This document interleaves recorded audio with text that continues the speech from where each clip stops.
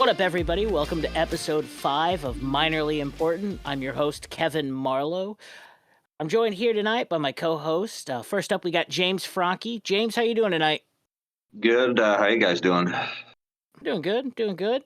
We're also joined here by Dylan Little. Dylan, what's going on, man? What's up? Yeah, man. Not too much. How's everybody else going?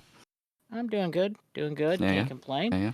And then we've also got Colin Scholl. Colin, what's going on? It's just enjoying working out in this low temp weather, freezing Yeah, man.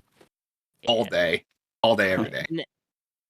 And then, unfortunately, Ryan couldn't join us tonight, but we are joined by special guest Nick Graham. Nick is a agent for minor league hockey players. He's also the GM and head coach for the Summit City Distillers, a semi-pro hockey team here in Fort Wayne, and then is also the assistant GM for the Fort Wayne Spacemen, a junior hockey team here in Fort Wayne. Nick, how's it going tonight, man? Bad, guys. How are you? Can't complain. So tonight we're gonna focus just on hockey, much like when we had Tim Bauman on. We just focused on basketball. Tonight we're just gonna focus on hockey. So, Colin, you wanna hit us with what's going on in the AHL right now? Absolutely. We're going to start off with some standings in the AHL. In the Atlantic Division, sitting at first place, Hershey Bears. Second, Wilkes-Barre Scranton Penguins. Third, Charlotte Checkers. Fourth, Providence Bruins. And fifth, Lehigh Valley Phantoms in the Atlantic Division. Next is going to be the North. We have Rochester Americans at first place. Second place is Cleveland Monsters. Third place is Laval Rockets. Fourth place is the Toronto Marlies. And fifth place is the Syracuse Crunch. Central Division. First place is Texas Stars. Second, Grand Rapids Griffins. Third place, Milwaukee Admirals. Fourth place, Chicago Wolves. And fifth place is the Rockford Ice Hogs. Pacific Division. First place, Calgary Wranglers. Second place is the Coachella Valley Firebirds. Third, Ontario Reign. Fourth, San Jose Barracudas. And sitting at fifth place is the one and only old ECHL team, Colorado Eagles. Also heard the Hershey Bears. We just talked about the teddy bear toss a couple episodes ago. Just rebroke the record again. So nice. Thought we'd bring that for a lot back of Bears. Yeah. I don't even know how much. Mm-hmm. So, all right. Well, that'll take us from the AHL. James, real quickly, you wanna get us some stats and standings from the ECHL? Sure. Yeah, I'm not biased here at all. I'm going to start with Comets Division, Central Division here in the West. Toledo's in first. Toledo Walleye. Iowa Heartlanders in second. Comets are in third with 21 wins. The Bloomington Bison are in fourth. Indy Fuel fifth. Sixth place is Cincinnati and Cincinnati Cyclones. Seventh place, Kalamazoo Wings.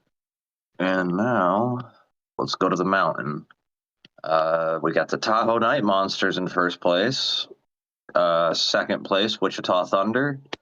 Third place, Kansas City Mavericks. Fourth, Tulsa Oilers. Fifth, Idaho Steelheads. Sixth, Rapid City Rush. Seventh, Allen Americans. And the eighth, Utah Grizzlies. So now to the east, we've got the north. The Wheeling Nailers, who used to be in our division, are leading the north. 25 wins. The Troy Riviera Lions are in second. Norfolk Admirals in third. The Worcester Railers in fourth. Reading Royals in fifth.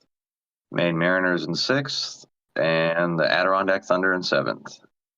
And last but not least, we have the South. Florida Everblades, first place. Jacksonville Icemen in second. South Carolina Stingrays in third.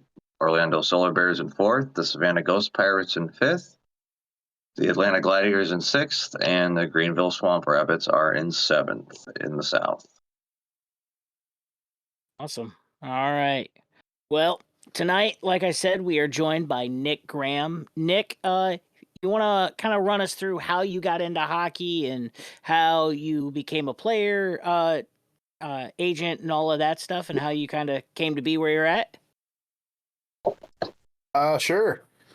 Started back when I was my dad took me to my grandparents' house when I was at 3 years old, I think.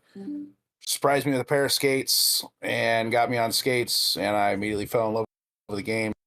My whole life through juniors, mites, bantams, everything. I loved hockey. Went and played junior hockey, and then decided to go to college instead of on. My body was beat up. I was a goalie. So went to college at Indiana State, studied aviation actually, and decided with hockey and went through aviation school, became an airline pilot, flew for a few years, did not enjoy listening to people complain all the time.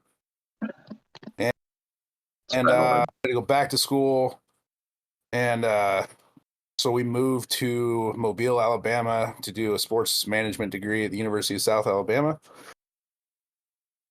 And buddy Gary Graham got the job in Pensacola in 2012, and I went there with him and decided to jump back into hockey yet again and stayed in Pensacola with those guys. I mean, Gary was only there for a year, won a championship, and then came back. But I stayed down there for 6 years after that, and was rot out off and stayed there. Then moved back when the wife got the better job back in Fort Wayne, and hockey again for a couple of years. Was a little burnout, and the Spacemen came to town, and I met a guy named John Finch, and this was in 2019, and he gave me the idea to go in with him to get an agency from Montreal named HPA Sports Management. They'd been around for about 20 years. So we went ahead and acquired, and that's when I decided to become certified as an agent through PHPA and HLPA, all that good stuff. Finished a master's degree. Then, that wonderful thing called COVID happened and almost ruined it all, but I've been going ever since. Awesome. So, can you talk about like some of the stories of like maybe some of the success stories of players that you've represented, or like what's that agent life kind of like? Agent life is if you have a wife, you're married to two different things. It's called your wife and your cell phone. I spend anywhere from an hour to 9 hours every day of the week. Speakerphone has become a godsend to me, or I'd have horrible elbow tendonitis. So it's really, man, it's calling coaches every day. It's calling players, checking in, seeing who needs what, where, all over the world. Honestly, I mean, I'm calling anywhere countries a day, trying to figure out move guys somewhere else.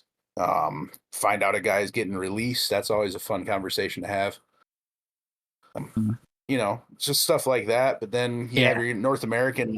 Honestly, North American hockey is the hardest thing in the world because we have so many levels and it's so cutthroat. So I have guys in the APHL, which is what the Distillers say. I've had guys in the American League this year. I actually had a goaltender jump from the Federal League, the American League in a day, 2 weeks ago. So he went from the Danbury Hat Tricks to the Hartford Wolfpack and backed up a game there for a day. I think I did see that. That's awesome. Yeah, that's cool. So, do you have any real like cool? What was that?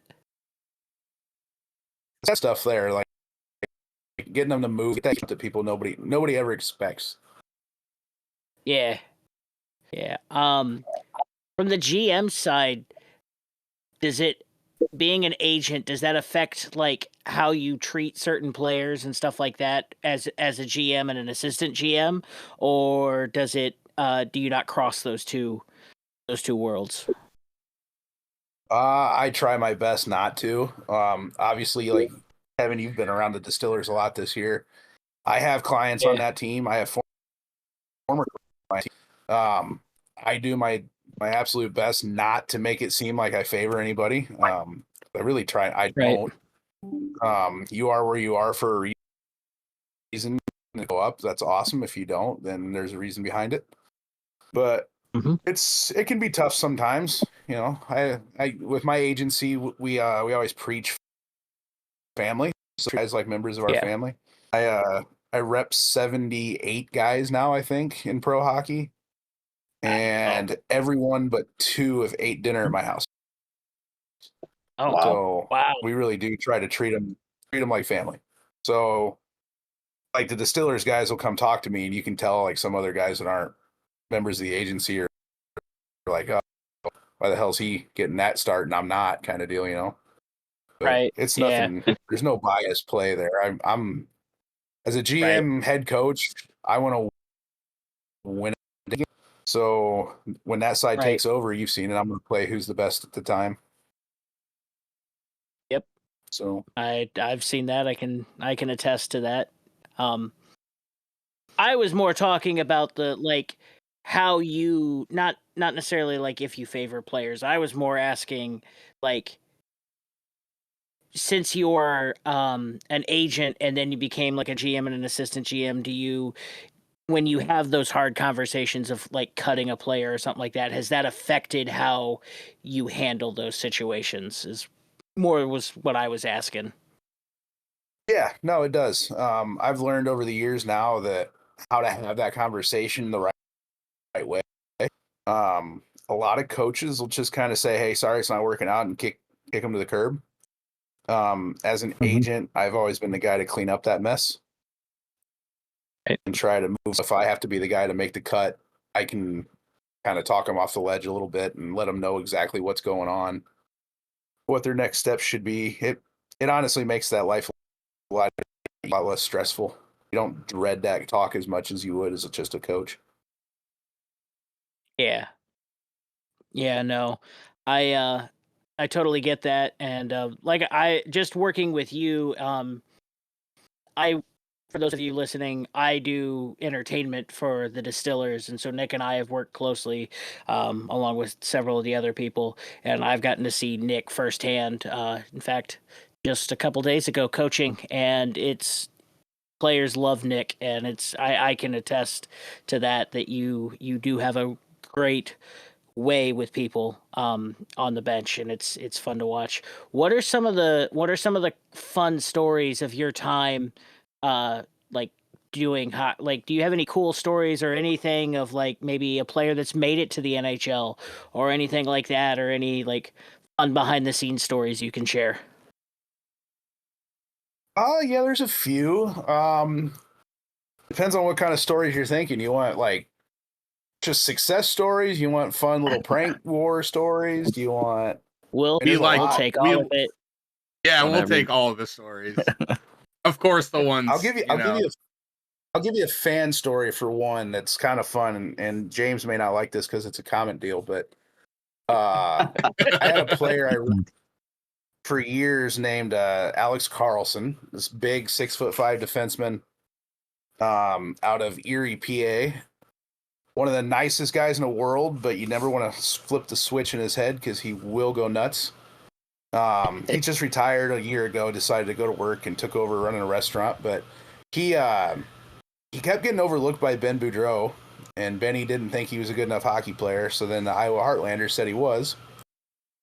And the first night to Fort Wayne, there was a player for the Comets named Matt Murphy that talked just all kinds of crap to Alex. And I guess Carly told Ben from the ice that shut your boy up or I'm going to end him. And Benny said you're not fast enough to catch him, and Matt didn't play for a little while after that.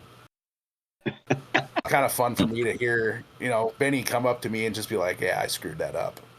And it wasn't 2 weeks later. Yeah. Go ahead. Sorry. I was going to say 2 weeks later, they were in Iowa, and I drove out there and to watch the game because I wanted to see the new arena out there. That was their first year. Alex's first ECHL goal came against Fort Wayne that night, and he turned and blew a kiss to Benny on the bench, which was awesome. Mhm. That's awesome. Oh man, I actually do. I do remember that happening. Yeah, Ben didn't think he was good enough, and I guess he proved him wrong. Yeah, I always love watching coaches get proved wrong because they'll call me and Especially see what they from can an do to get them. yeah, from an agent perspective, yeah, definitely. Yeah. Let's see, what else was there? Alex played like I have a lot of guys in the SPHL. A lot of guys in the Federal League. I can give you Federal League stories for years. Some of those probably shouldn't be shared. It's like old time hockey. It is. It's a different world. People that are used to the ECHL and the American League don't understand really what the Fed and the SP are. I tell a lot of people I see probably 30 plus SP games a year. And the biggest difference between the SPHL and like the Coast or the ECHL is it's just speed of hockey IQ, but I think the actual gameplay of the SPHL is faster. The ECHL looks faster, seems faster because the players are just smarter.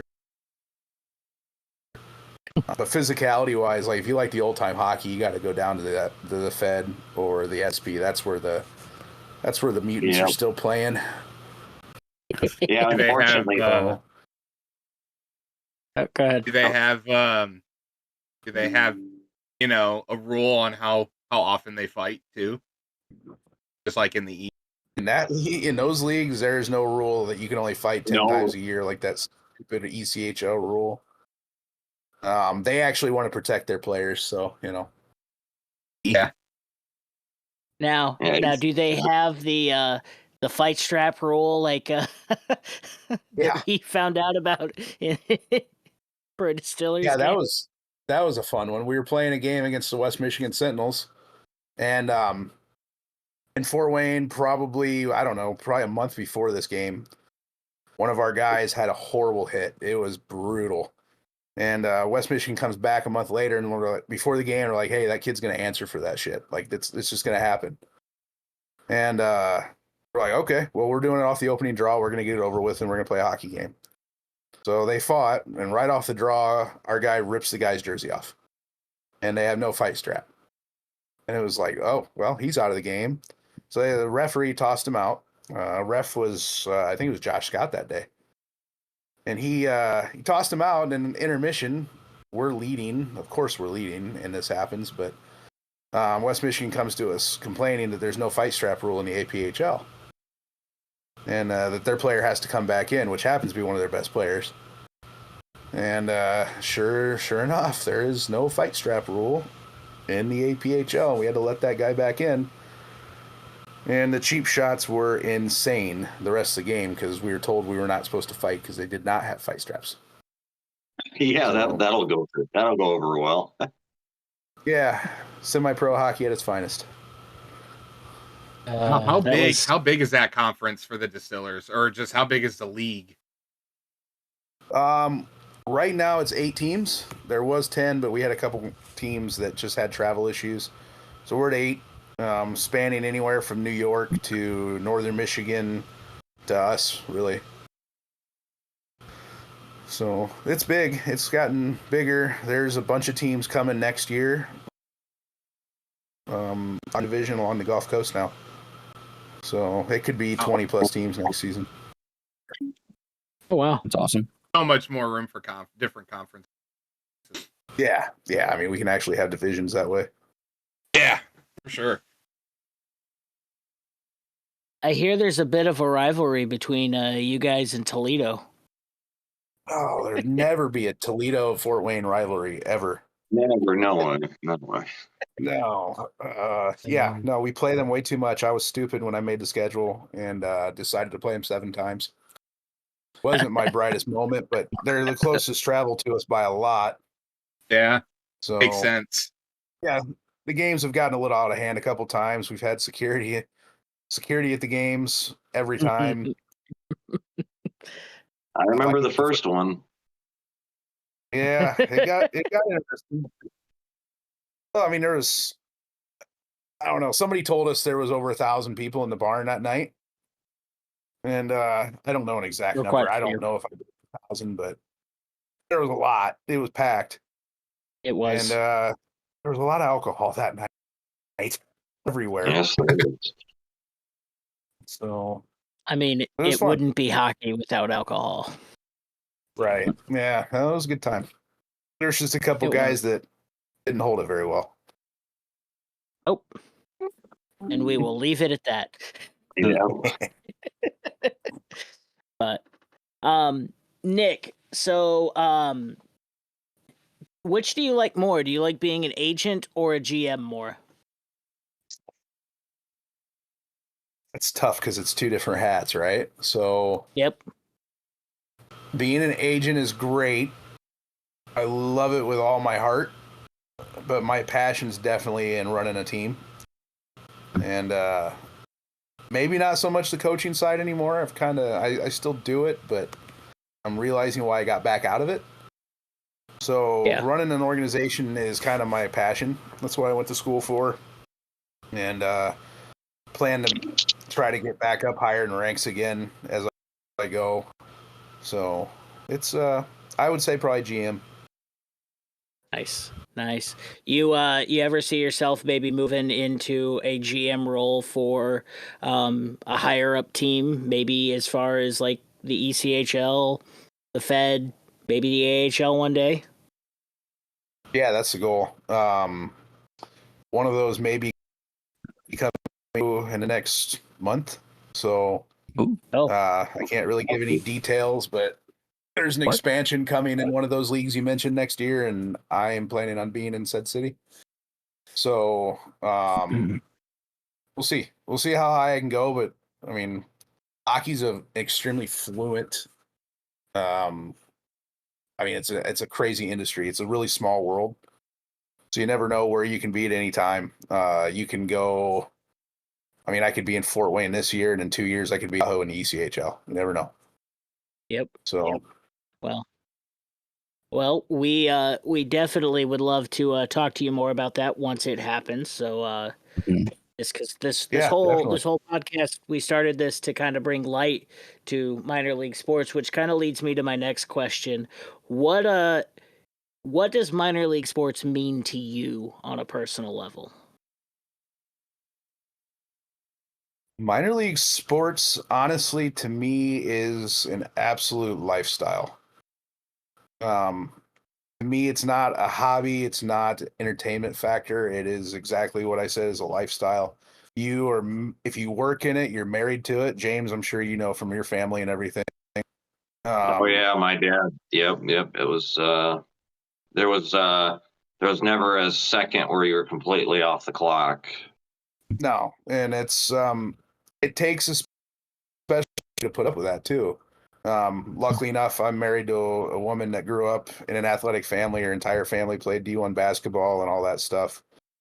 So I'm very blessed to have a wife that understands and is willing to move with me and put up with all the late night travels and going to. I'm more excited to go see the boys play a game in Quad City than I am to go on a date night with her. Some nights, she understands that. So, but she loves the fact, awesome. like we went to Quad City 3 years ago. I had when the Storm were really good in the SP, I had 14 guys on that team at one time. Wow. And, they were in the playoffs. I'm really close friends with Dave Chinichny, the coach that was there. Now he's in Macon. But we'd walk down the hallways of Vibrant Arena, or I guess then it was the Tax Slayer Center, and come up and recognize me, and my wife just ate that up. So kind of goes full circle. Cool. To me, I'm like, shit. But yeah, minor league sport lifestyle. It's I bleed everything minor league hockey. So Yeah. If I didn't have it, I don't know. I have no clue what I would do without it, honestly. Yeah, we were. Oh wow, we all three talked at the same time. Yeah. But we were talking during our first episode, like Fort Wayne probably wouldn't be the city it is today if it wasn't for minor league. No, it wouldn't. Not with the. I mean, I don't even know right now because the Wizards really started the baseball side of it. And then, Yeah. Obviously, the Comets have been around. There's only one team in the country that's been around longer than the Comets. So it's, I don't know what Fort Wayne would be without minor league sports. I really don't. Yeah. It'd be boring. Very true. Yeah. Yeah, I was going to say boring. Yeah. Who's the team that's been around longer? Hershey Bears. They've been around. Oh, that's what 2 years longer. That's what I thought. Yep. Yeah. But you ever get a chance to go there, you got to go to the game there. Oh, I'd love to go to Hershey. Yeah. We've talked about this. I think we told people last episode, but one of the goals that we're going to do is we have a we're going to start our YouTube channel and try to go tour all the minor league barns and stadiums and stuff like that we can. So that's definitely one on our list. The Giant Center is very, very nice. I was lucky enough to go there on a teddy bear toss night, and I didn't even know it was that. Oh, that's awesome. Oh man, and they do it. We were best. there not this year, but the year before. We walked in and we saw people carrying them, and I was like, "There's no chance." And it was night. So yeah. And then the next night we were in Utica, New York for it was Stonehill College versus Utica University, and Stonehill in school, Utica's D3, and it ended up being their damn teddy bear toss night too. And then Utica beat the D1 team. So it was kind of crazy. Was that at the Odd in Utica? Yep. Yeah, there's an American League team there. Yeah, Rochester or Comets. The other Comets with the wrong spelling. Yeah. The wrong spelling. Nice. Man. Utica spelled it wrong. Fort Wayne's right. Yeah. That's right. Goodness. I don't know. I mean, we all are very much involved in minor league sports.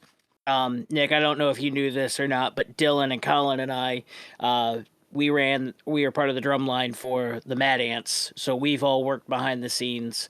And so you guys obviously, James, James's connection to minor league sports. So like we all have been on both sides as a fan and, actually being involved on the staff and behind the scenes stuff. So, I mean, it's just, we've all kind of had stories from when we were kids on how minor league sports affected us. Do you have a story that really got you in from a minor league sports team that you went and saw as a kid? Yeah, no, I do. I remember my first ever Comets game when I was old enough to remember it. And I went to a Comets game when I was 6 months old, but the first one that comes to mind in memory was back when Robin Bawa and Killer Kaminsky and those guys were here. And I remember walking up into the old barn before they ruined it. And I remember hearing the glass bang because we were late. And my dad just said, he goes around because that's what real hockey's like. And I'll never forget it because I walked up and Fletcher was fighting and Kaminsky was bleeding in the face and arguing with Al Sims that he was not coming out. It was awesome. So that's fantastic. I don't think good old Al Sims. Awesome. Yeah, Oh, sorry. Go ahead. Oh, go ahead, James. Oh, I was just going to say, I think that was my family's first year of ownership, actually. Kaminsky was here. Al Sims was still a player. And then Bruce Boudreau was a player, too. Yeah, player coach, I think, that year, if I remember right. Yep. Or maybe a year before that. I don't remember. I think you're right. He was a player coach the year before, but then, Good old Bruce. Yeah, Gabby, he's a great guy. Yeah. And I love some of the scenes from him being in the locker room. Some of his speeches. Just won it. Effing won it. I'm lucky, man. To know them. They're a great family. Ben and I got really close when he was here, and I got to meet Bruce several times, and he's a treat when you get to be around him away from fans and other people. He's awesome. That's fantastic. I was just going to say, oh, sorry, go ahead. No, go ahead, James. I was going to say a little story background from I wasn't, I don't even know if I was born, but my dad actually was the one that fired Bruce Boudreaux. Yeah.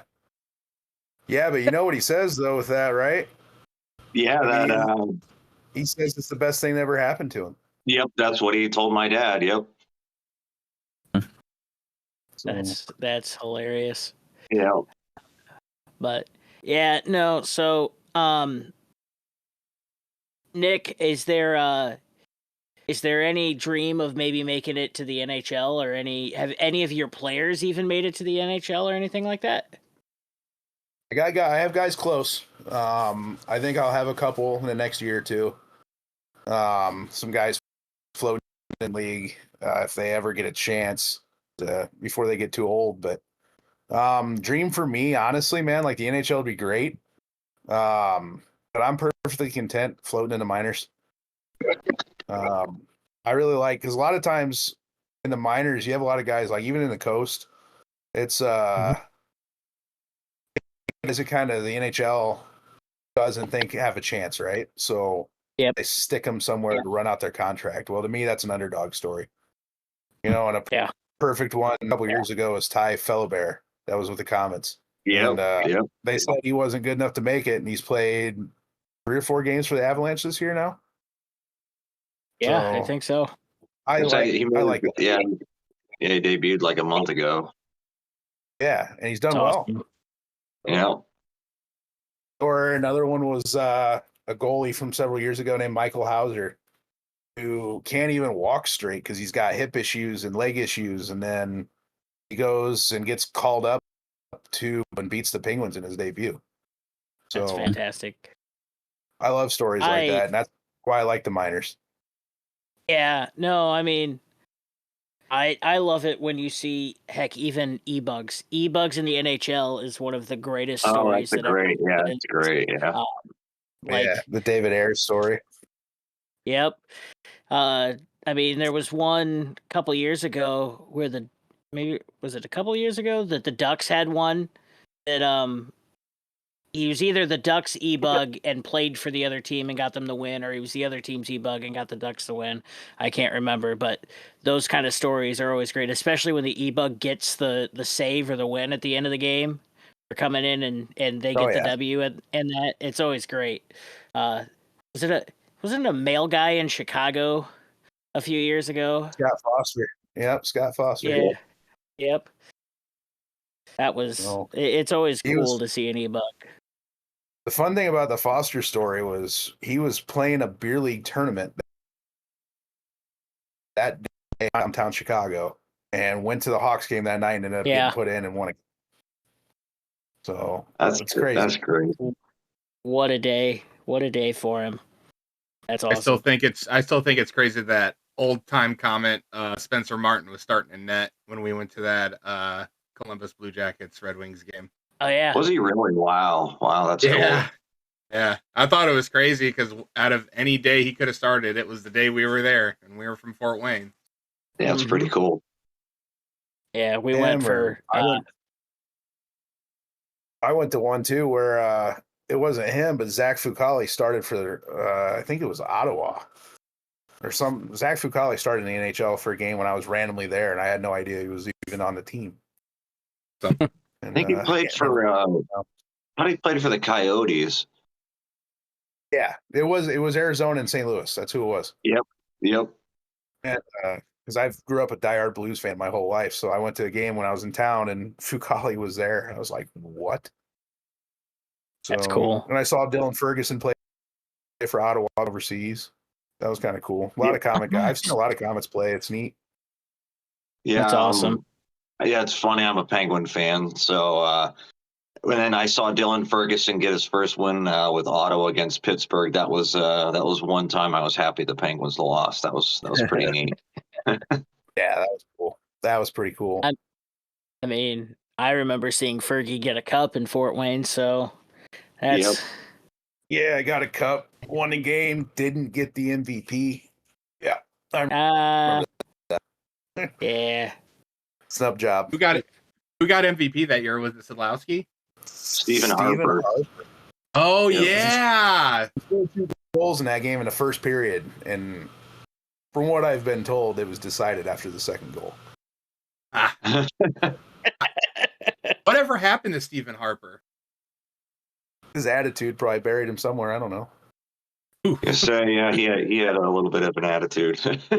Yeah. I think Good I hockey just player.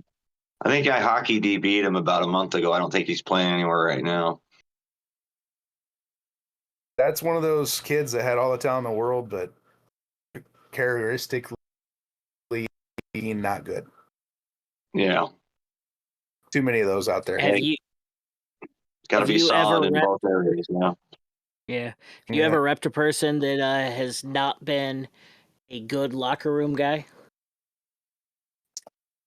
No, honestly, I do my research really heavy, and I call old coaches, I call a lot of old teammates I find, and really do my research before I sign a guy. So I've been lucky. I've been close. There's been a couple guys that I've talked to. Some coaches told me were great, and then at the last second, a player will call me to do it, and I dig in deeper and deeper, and yeah, he still doesn't have an agent.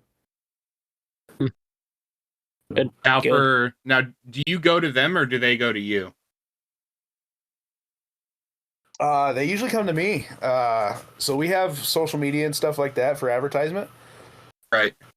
but don't really advertise a ton. It's all word of mouth, and I mean, players are your best advertising. So usually, like this year, I think we've gained 8 or 10 guys just off recommendations from other players.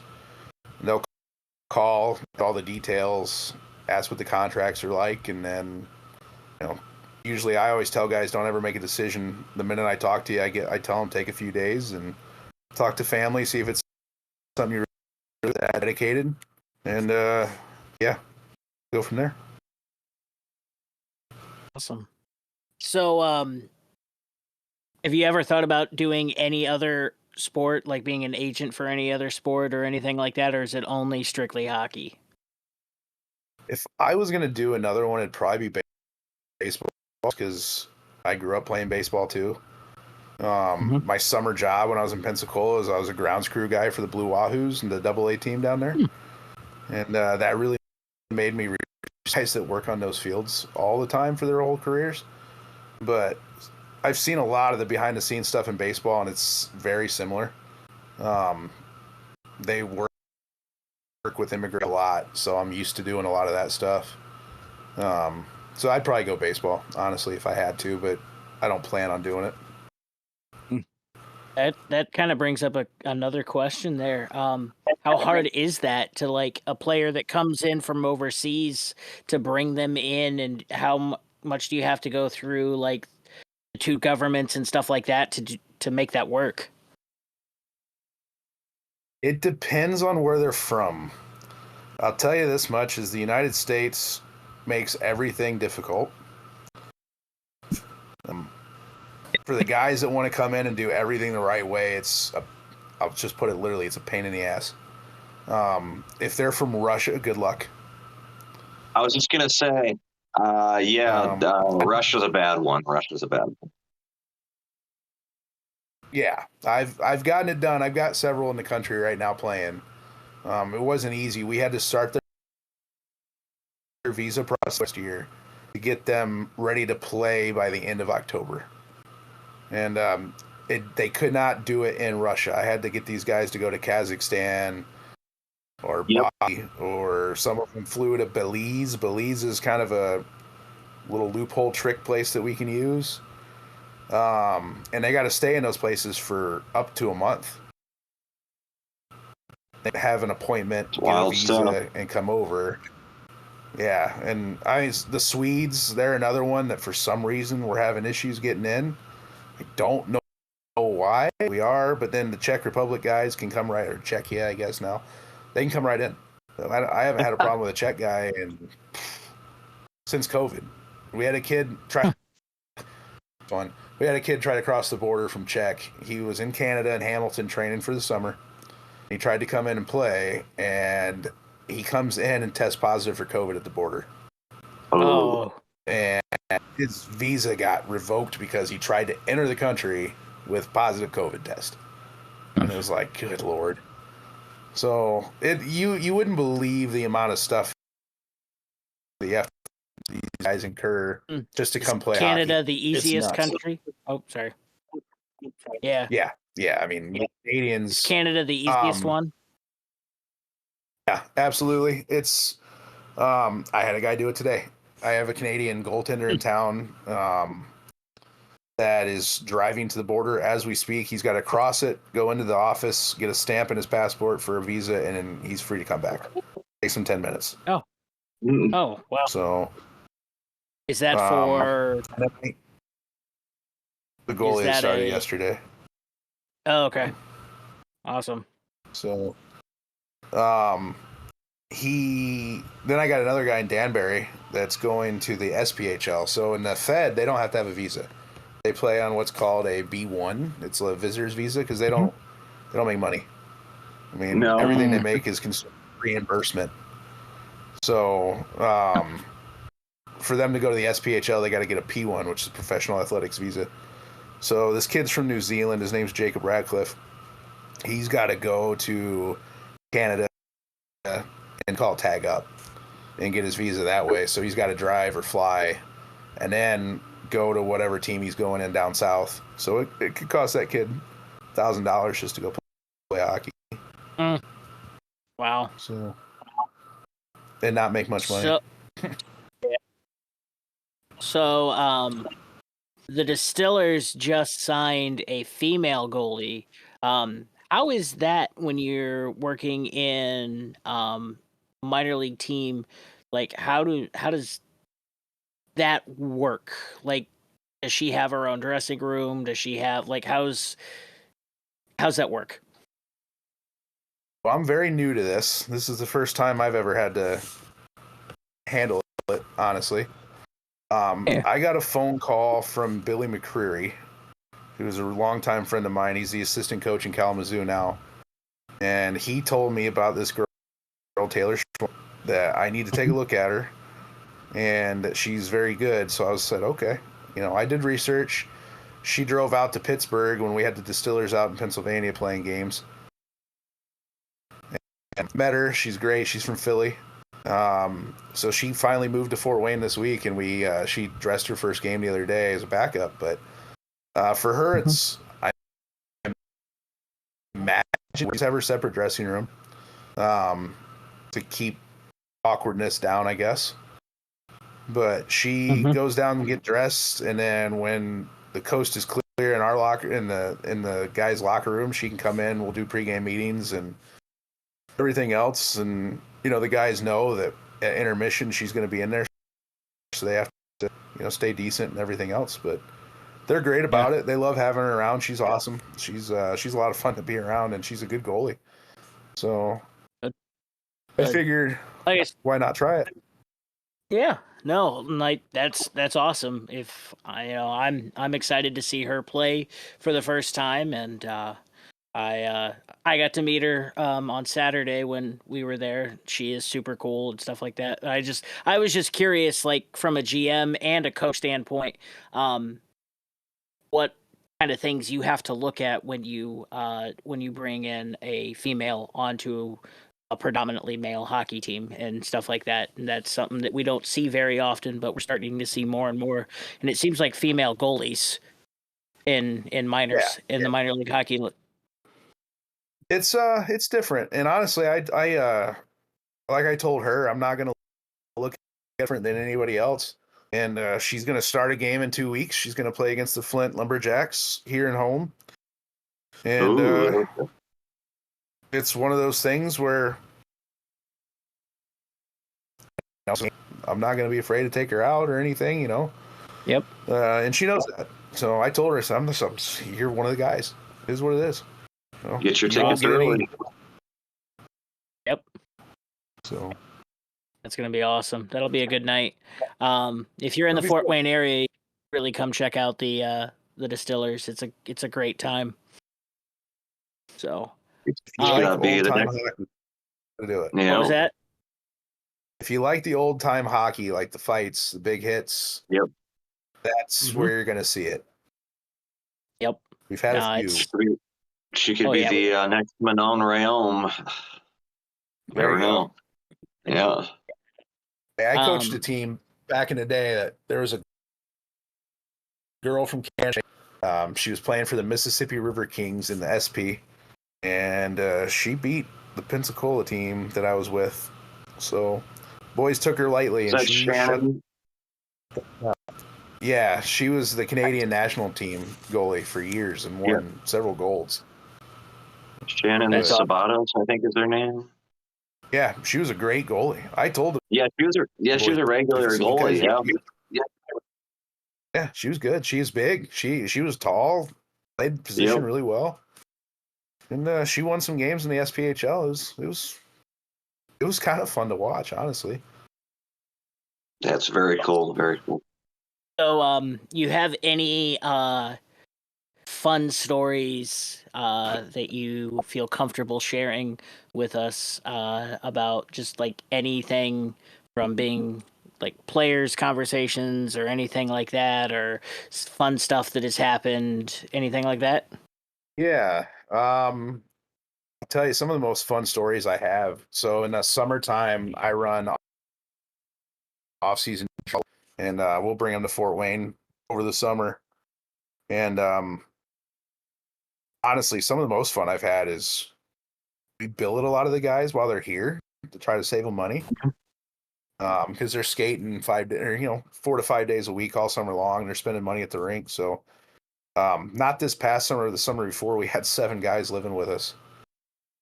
Wow. Jeez. One of the best things, my wife is a saint, but we came back from a date night one time, and I walked into my living room, and there are 7 hockey players. My floor is and my couch. Their couch is watching the Bravo reality TV show known as Below Deck, and they were grossly into it. Wagers of who was going to get fired first and all this. I just looked at this and I was like, play the most violent sport in the world, and I should record this. And they freaked out. They scattered. They're like, nope, don't you dare record this. That's pretty funny. That's pretty funny. So there's that. There's we had a guy, boys are all in town. There's a week in Fort Wayne that we bring everybody in, and we'll train them. I bring some SP coaches. A couple Coast guys will come in, run practice for me. And at the end of the week, a tournament called Battle of the Fort. And we usually put an HPA team in, and it's all pro guys. And they'll go in the top division, and they'll play against like Kaylee Schrock puts the old pros in and all that. It's a blast. But when all the boys get together, there's only one thing that usually happens, and it's go out. And I got a phone call one night, 4:30 in the morning, that one of the boys lost his gear. And I looked at the clock and I was like, man, it's 4:30 in the damn morning. What are we doing, fellas? And apparently they had left the bar in an Uber, and he took his gear to the bar with him as a bet that he wouldn't do it, carried it around, and then set his gear side of the car, got into the car, and it left. And his gear has never been seen again. So the next day he was wearing Spaceman player gear that didn't fit a championship game. And the moral of the story, well, I guess not the moral of the story, the end result of the story is this insurance ended up covering the damn lost gear, and he got all brand new gear for free. Wow. Yeah. An idiot. But, there we go. You guys could have heard that phone call at 4:30 in the morning from a drunken hockey player that he lost his gear on the side of the road. You just can't imagine. I was laughing. I was mad, but I was laughing. And I still think about it. We still talk about when I said gear. But and that stuff's expensive. I mean, skates nowadays on the low end for a pro skate's $1,200. So yeah, crazy expensive. I feel fortunate enough that I can still fit an intermediate skate. I am that small. And my skate, I have a mid-level, like mine's not pro, They're like good CCM skates, and they were still like $300.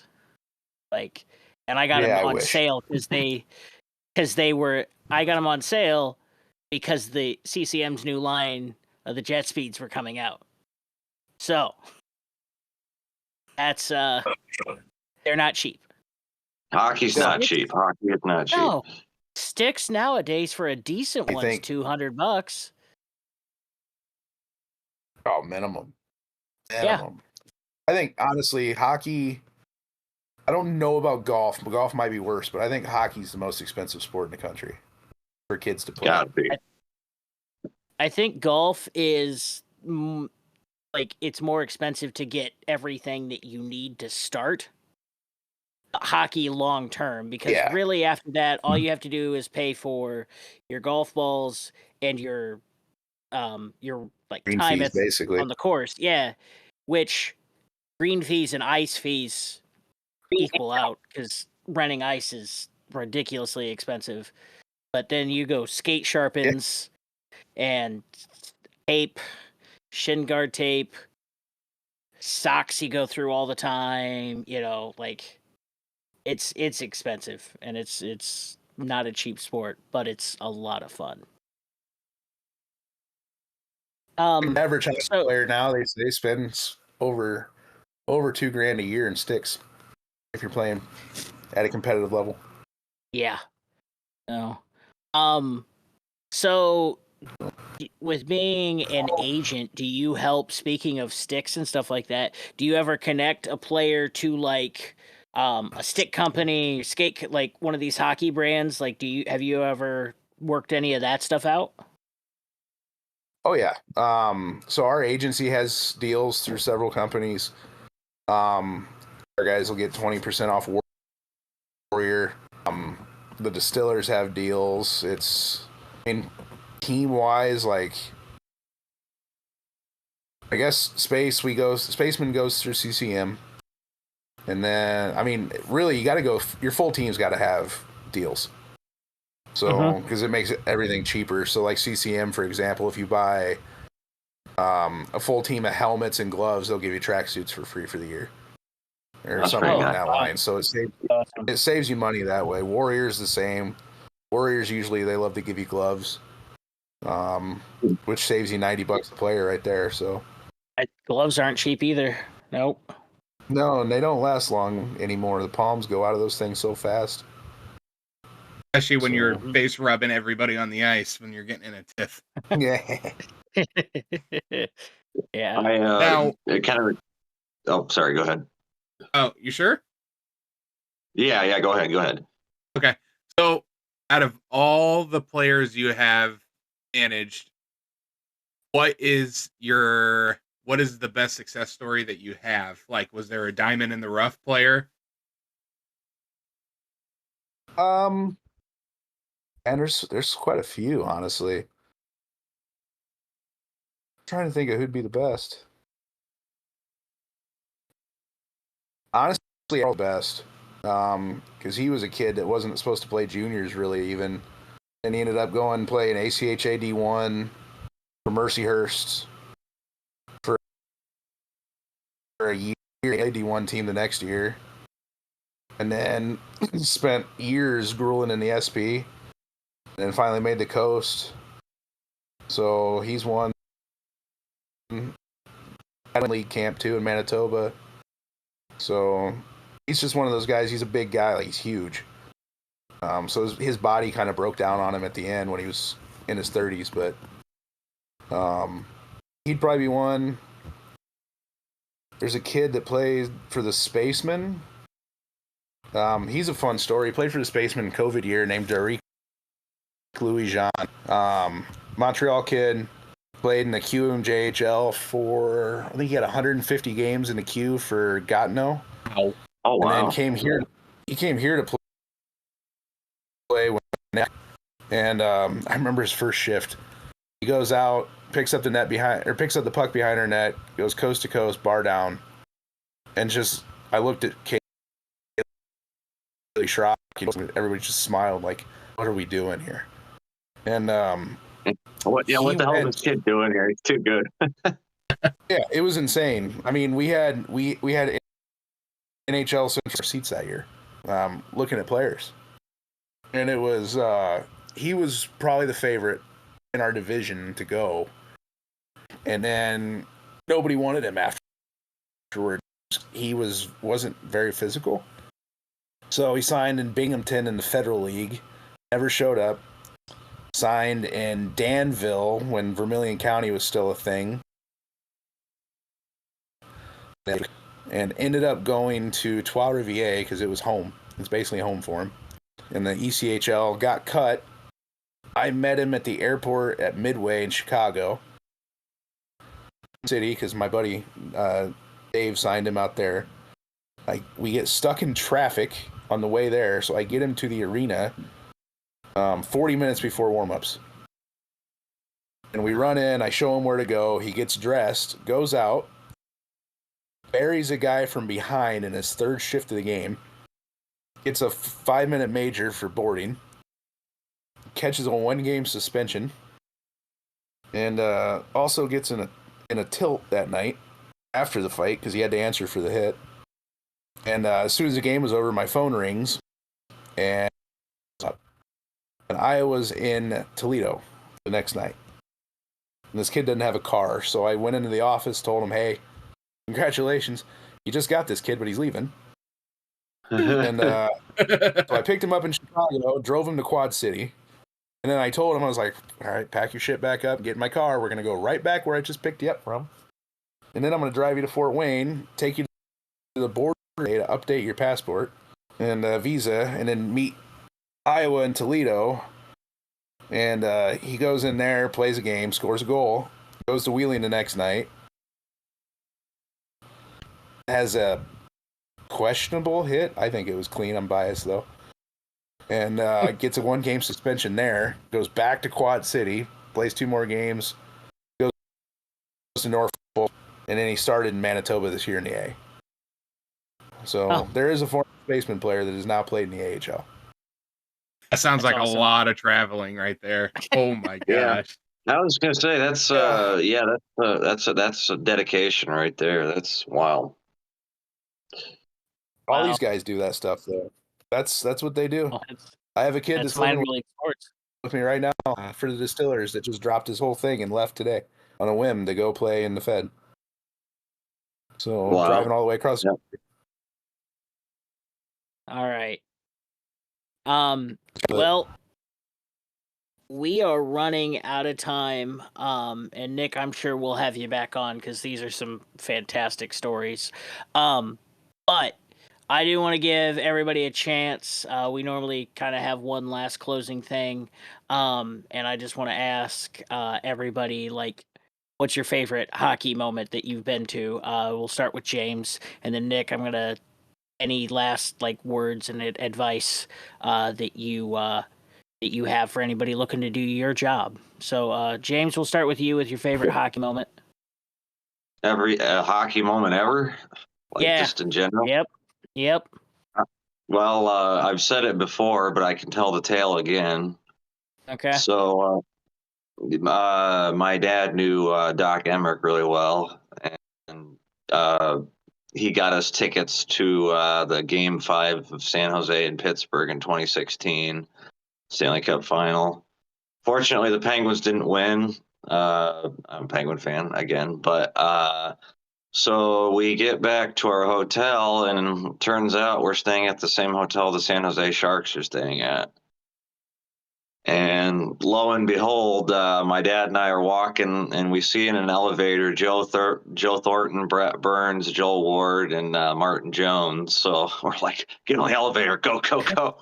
So we get in, and I'm wearing a Penguins jersey, and I've got all these Sharks guys just standing right in front of me. Brett Burns is like a foot and a half away from me, and we just my dad joked with him a little bit, and he told him like who he was, and he was involved with the Comets, and he's like, well, if you guys are ever looking for to play under some more humbling circumstances, we can give you $500 a week in Fort Wayne. And they all chuckled, and Joe Thornton says, yeah, that's cash under the table, right?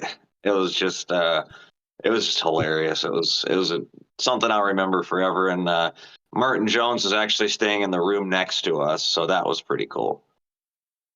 Cool. I love that story. And Nick, Yeah. I bet you hadn't heard that one before.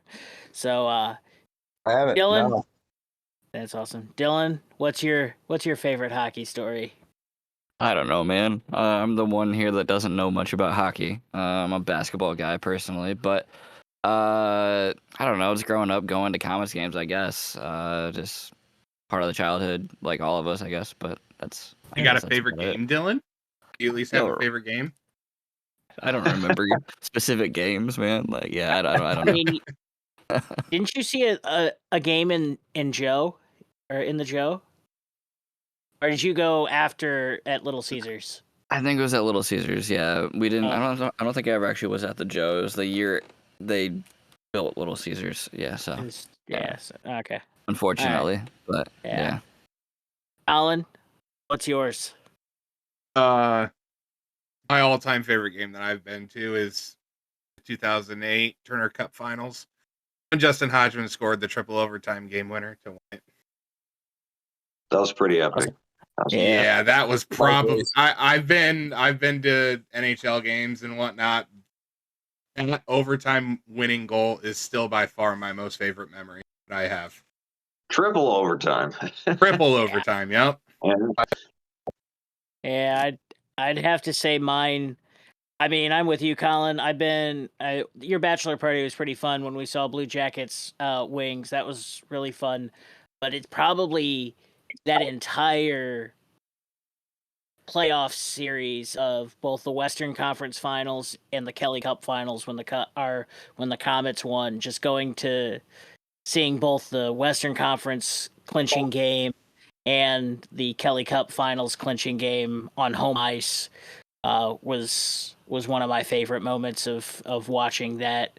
And it's just that was a great team. We had a great team. Yeah, it had to be either that or the getting to see Doc and Schrock enshrined into the Comets Hall of Fame and sitting in the seat that Doc Emmerich sat in for his little montage on NBC Sports when they talked about that, getting to sit in that seat for his induction in the Comets Hall of Fame was kind of a cool thing. That's pretty neat. Yeah. All right, and then Nick, you can give us what's your favorite hockey moment, and then like any final advice on like anybody that's looking to do what you're doing. Man, I probably have two, honestly. One would probably be the Hodgman goal. That was my wife's first Comet game ever, actually, so that was pretty awesome. Oh my god! And wow, what a game! What a game! Yeah, like I said earlier, my voice.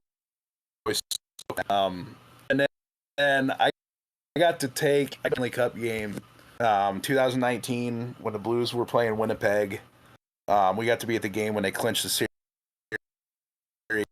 round, and that was probably my favorite moment, just because the atmosphere of that game was probably the best atmosphere I've ever been in. Oh man! And it was awesome. I remember games that series here. Yeah, well, it wasn't a sweep because we lost game 2. Whole season. But okay, that was. I gotta say the whole. I went to a game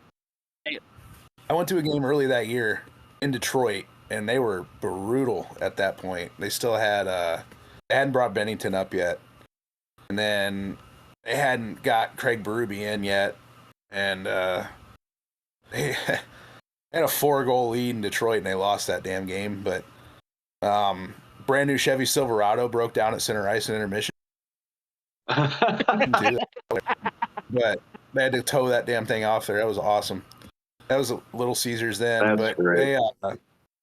They, probably that was the best. It was we went to game 2 and they lost, and they came back home to clinch the series in game 5. And I'll never forget, all these Blues fans were pissed off. They were like, the series is over. We lost game 2, blah, blah, blah. And then we're in there, and I literally sat next to a guy from game 2. Must have been a season ticket or something. When they were going to win game 5 to clinch it, I looked at that guy, and I was like, remember when you said the series was done? And he just shook me familiar. But it was fun. That was probably the best. But I don't know, man. Any advice for guys that want to do it, or people that want to do what I do? Networking. This job's all about knowing people, connecting with people. You can't be a shy person if you want to do this job. Get a master's degree. That's important. If you can. I hate telling you to pay a bunch of money, but it is important. Highly recommend LSU for that. Wink, wink. But let's see. I mean, nothing. Know people, travel a ton, go meet people.